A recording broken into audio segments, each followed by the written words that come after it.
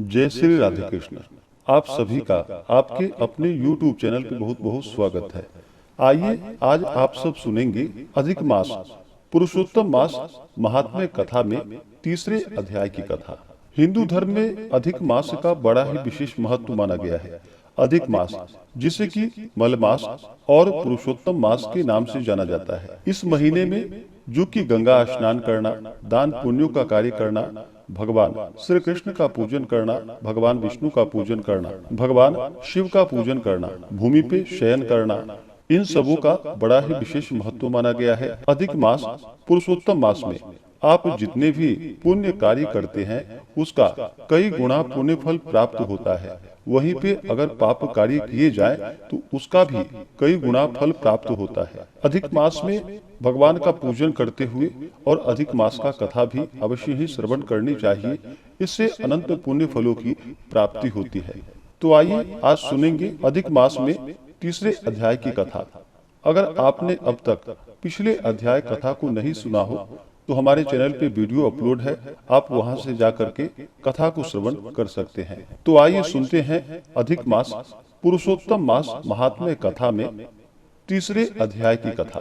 तो बोलिए प्रेम से भगवान विष्णु की जय, माता लक्ष्मी की जय, भगवान श्री कृष्ण की जय, सर्वदेवी देवता की जय। ऋषिगण बोले कि हे महाभाग, नर के मित्र नारायण नारद के प्रति जो शुभ वचन बोले वह आप विस्तार पूर्वक हमसे कहें। सूत जी बोले कि हे द्विज सत्तमो, नारायण ने नारद के प्रति जो सुंदर वचन कहे वह जैसे मैंने सुने हैं वैसे ही कहता हूँ, आप लोग ध्यान पूर्वक सुने। नारायण बोले कि हे नारद, पहले महात्मा श्री कृष्ण चंद्र ने राजा युधिष्ठिर से जो कहा था वह मैं कहता हूँ, सो सुनो। एक समय धार्मिक राजा अजात शत्रु युधिष्ठिर छल प्रिय धृतराष्ट्र के दुष्ट पुत्रों द्वारा द्युति क्रीड़ा में हार गए। सबके देखते देखते अग्नि से उत्पन्न हुई धर्मपारायण द्रौपदी के बालों को पकड़कर दुष्ट दुशासन ने खींचा और खींचने के बाद उसके वस्त्र उतारने लगा। तब भगवान श्री कृष्ण ने उसकी रक्षा की। पीछे पांडव राज्य को त्याग काम्यक वन को चले गए। वहां अत्यंत क्लेश से युक्त वे वन के फलों को खाकर जीवन बिताने लगे। जैसे जंगली हाथियों के शरीर में बाल रहते हैं, उसी प्रकार पांडवों के शरीर में भी बाल हो गए। इस प्रकार दुखित पांडवों को देखने के लिए भगवान देवकी सुत मुनियों के साथ काम्यक वन में आए। उन भगवान को देखकर मृत शरीर में पुनः प्राण आ जाने की तरह युधिष्ठिर, भीमसेन, अर्जुन आदि प्रेम विह्वल होकर सहसा उठकर खड़े हुए और प्रीति से भगवान श्री कृष्ण से गले मिले और भगवान कृष्ण के चरण कमलों में भक्ति से नमस्कार करने लगे। द्रौपदी ने धीरे धीरे वहां आकर आलस्य रहित होकर भगवान को शीघ्र नमस्कार किया। उन दुखित पांडवों को मृग के चर्म के वस्त्रों को पहने देख और समस्त शरीर में धूल लगती हुई, रूखा शरीर, चारों तरफ बाल बिखरे हुए, द्रौपदी को भी उसी प्रकार दुर्बल शरीर वाली और दुखों से घिरी हुई देखा। इस तरह दुखित पांडवों को देखकर वे अत्यंत दुखी हुए। भक्तवत्सल भगवान धृतराष्ट्र के पुत्रों को जला देने की इच्छा से उन पर क्रुद्ध हुए। विश्व के आत्मा बाहों को चढ़ा गुरेर कर देखने वाले करोड़ों काल के कराल मुख की तरह मुख वाले धधकती हुई प्रलय की अग्नि के समान उठे हुए ओठों को दांत के नीचे जोर से दबाकर तीनों लोगों को जला देने की तरह ऐसे उद्यत हुए जैसे श्री सीता के वियोग में संतप्त भगवान रामचंद्र को रावण पर जैसा क्रोध आया था। उस प्रकार से क्रुद्ध भगवान को देखकर कांपते हुए अर्जुन कृष्ण को प्रसन्न करने के लिए द्रौपदी, धर्मराज तथा और लोगों से भी अनुमोदित होकर शीघ्र ही हाथ जोड़कर उनकी स्तुति करने लगे। अर्जुन बोले कि हे कृष्ण, हे जगत के नाथ, हे नाथ, मैं जगत के बाहर नहीं हूँ, आप ही जगत की रक्षा करने वाले हैं। हे प्रभु, क्या मेरी रक्षा आप न करेंगे?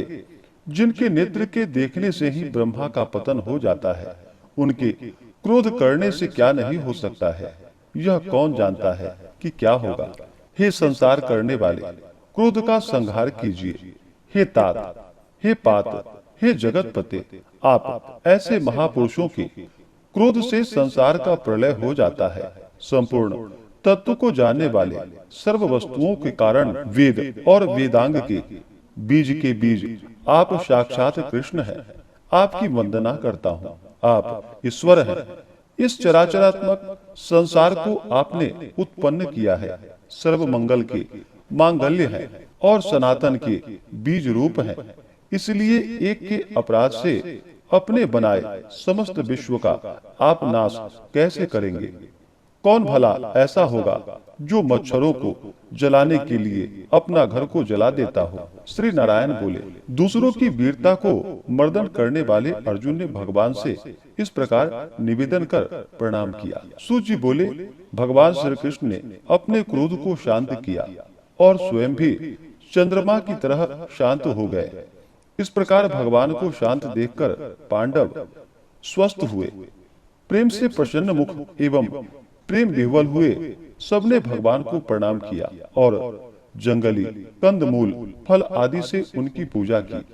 नारायण बोले, तब शरण में जाने योग्य भक्तों के ऊपर कृपा करने वाले श्री कृष्ण को प्रसन्न जान विशेष प्रेम से भरे हुए नर्म अर्जुन ने बारंबार नमस्कार किया और जो प्रश्न आपने हमसे किया है वही प्रश्न उन्होंने श्री कृष्ण से भी किया। इस प्रकार अर्जुन का प्रश्न सुनकर श्री कृष्ण क्षण मात्र में सोचकर अपने अपने प्रेम प्रिय पांडवों को और व्रत को धारण की हुई द्रौपदी को आश्वासन देते हुए वक्ताओं में श्रेष्ठ कृष्ण पांडवों से हितकर वचन बोले। श्री कृष्ण बोले कि हे राजन, हे महाभाग, हे विभत्सो, अब आप मेरे वचन को सुनिए।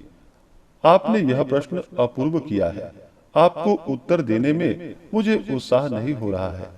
इस प्रश्न का उत्तर गुप्त से भी गुप्त है, ऋषियों को भी नहीं विदित है। फिर भी हे अर्जुन, मित्र के नाते अथवा तुम हमारे भक्त हो, इस कारण से हम तुम्हें कहते हैं। हे सुव्रत, वह जो उत्तर है वह अति उग्र है, अतः क्रम से सुनो।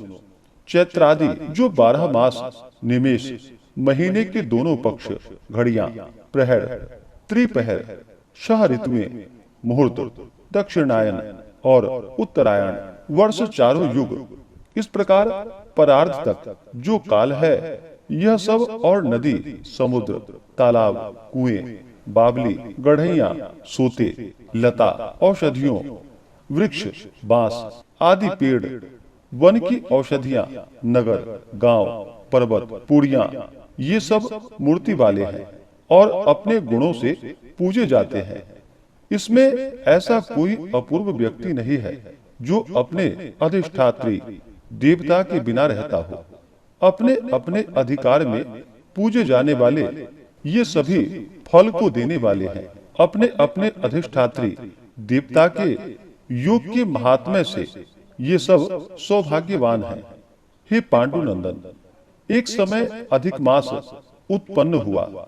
उस उत्पन्न हुए असहाय निंदित मास को सब लोग बोले कि यह मलमास सूर्य की संक्रांति से रहित है, अतः पूजने योग्य नहीं है। यह मास मल रूप होने के कारण छूने योग्य नहीं है और शुभ कर्मों में अग्राह्य है। इस प्रकार के वचनों को लोगों के मुख से सुनकर यह मास निरुद्योग, प्रभार हित, दुख से घिरा हुआ, अति खिन्न मन, चिंता से ही ग्रस्त मन होकर व्यथित हृदय से मरणासन्न की तरह हो गया।